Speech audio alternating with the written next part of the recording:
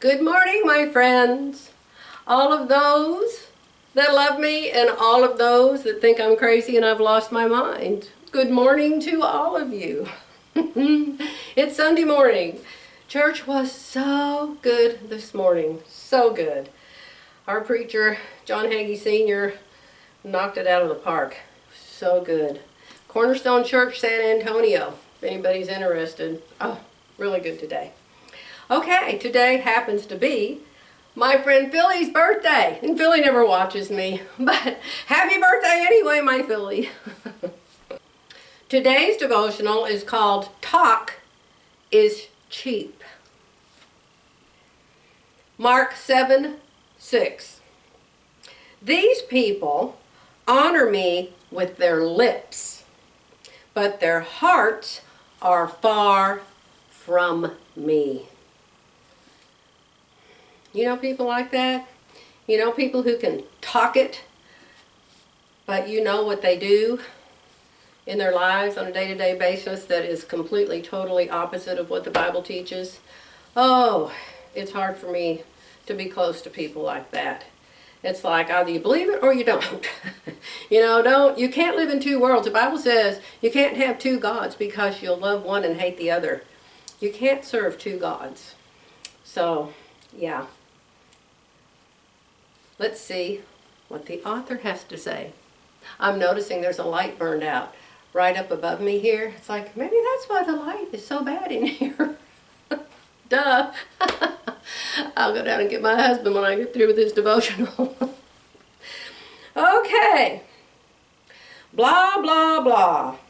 So you know all the Christian words to say. Good for you. Or a big so what.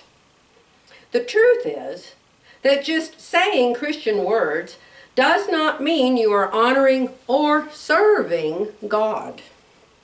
Oh, sure, it may look like you are, and you may be fooling others, and even yourself, but you are not fooling God. What's happening in your heart is the true measurement of your relationship with Him. Don't bother with the fancy words if your heart is full of selfishness or evil. Ask Him to clean up your heart, and then honest words will come naturally. So, so true. So, my friends, some of you probably aren't here and aren't listening to me today. I had several people very upset with me talking about mask and saying what our preacher said about mask. But my friends, don't be upset or not upset. Do what you think is right for you, okay?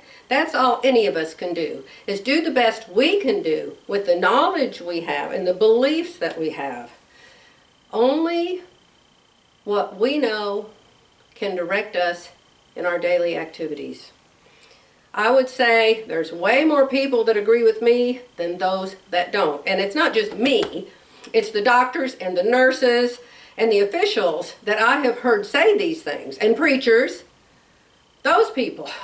And there's a lot of people that are on that side of the fence. There's a lot of people on the other side of the fence. But you know what? It's just a fence. We can get across it. We can still be friends. We can still love each other.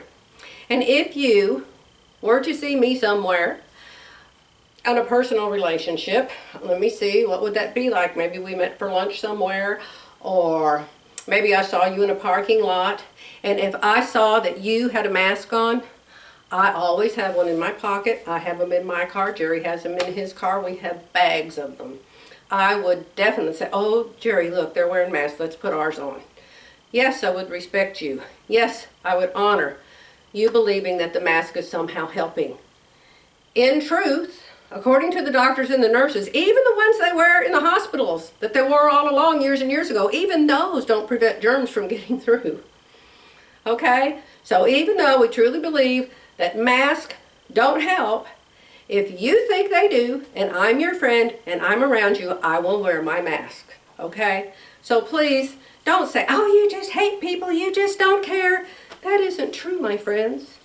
And all of you who told me, my sister has COVID, my friend has COVID, this one has COVID, I prayed for you. I prayed for all of them. And I prayed that God would touch them and heal them, and that they would trust in God for the cure. And that then they could be a witness as to how God brought them through it. John Hagee Sr. said this morning, God may not remove the problem, but God will get you through the problem. And you'll be a better person on the other side of it, I promise you. Okay, my dear friends, thank you for all your comments. I read all of them. Jerry always like, what are you doing over there? What are you doing over there? I always say, I'm reading my comments, leave me alone. So, oh, can you tell I'm just extra bubbling this morning? I know those of you that have been with me for a long time know that I've had family issues, lots of family issues. But I'll tell you, I got the most wonderful, loving, sweet, fresh call today. And we must have talked for 30 minutes. And it was just like old times. It has filled my love cup up to overflowing out my ears. And I am so happy and so full of hope that this family is coming back together, all of it, and soon. And I will give all the praise and all the glory to my Father in heaven. Praise His holy name, because He can do great things. I love you all. I'll be back soon.